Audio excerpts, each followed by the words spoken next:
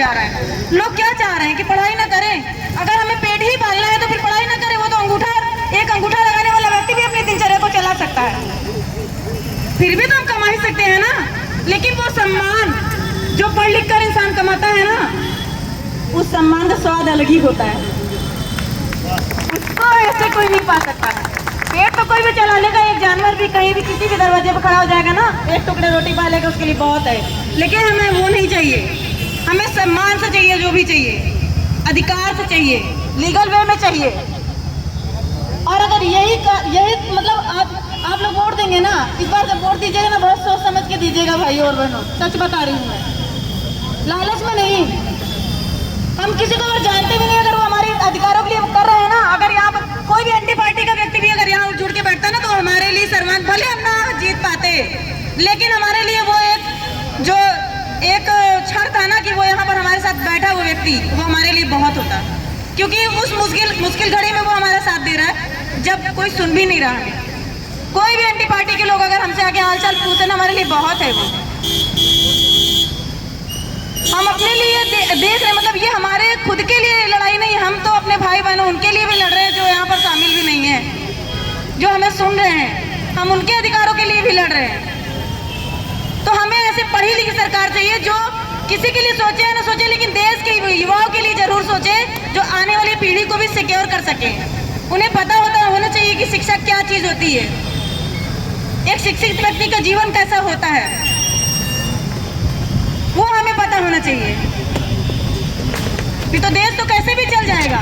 एक चाय वाला भी देश चला ही रहा है ना, देखिए चाय तो बेचता था ना, उनसे कहिए कि एक चाय की दुकान ही दे देना बेरोजगारों के लिए, खुलवा दे फुटपाथ पर, हम लोग चाय बेचकर ही प्रधानमंत्री बन जाएंगे चल के।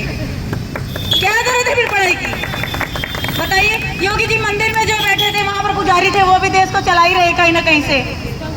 तो ऐसे लोगों की नजर में शिक्षा क्या ही हो सकती है, आप कैन यू इमेजिन, आप सोच सकते हैं ऐसे लोगों के लिए शिक्षा क्या ही महत्व रख सकती है। शिक्षा लेकर आगे बढ़े होते हैं ना, तो शिक्षा की वैल्यू समझते हैं वो।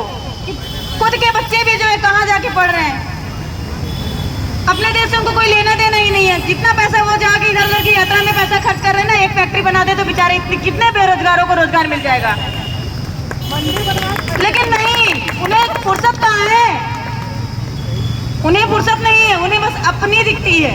हर कोई व्यक्ति, हम तो कहते हैं कि भगवान, अगर दौलत मिल जाने से अपने नयन चक्षु बंद हो जाना, तो ऐसी दौलत कभी नहीं चाहिए।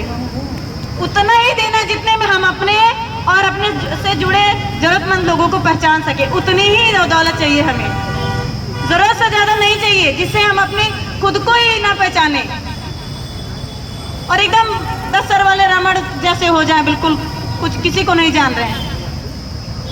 तो वो चीजें नहीं चाहिए। शिक्षा के बारे में सोचने वाला ही इंसान चाहिए हमें। तो मैं योगी जी से आग्रह करना चाहती हूँ कि सर प्लीज हम लोगों की प्रॉब्लम को समझिए, आप हमारी परेशानियों को समझिए। हम आपसे भीख नहीं मांग रहे, अपना अधिकार मांग रहे हैं। हमारा अधिकार जो हमारा ही है, सदियों से हमारा रहा है। ये आपके जैसे ही तो नेताओं ने बनाया होगा ये अधिकार, प्राविधिक कला।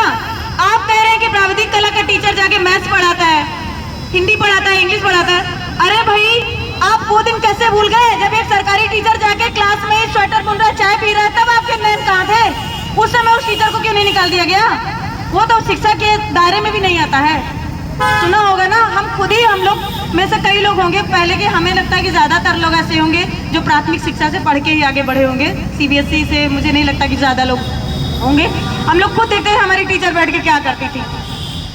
तो टीचर तो पढ़ा ही रहा है ना, कला भी तो हर किसी के बस की बात नहीं होती।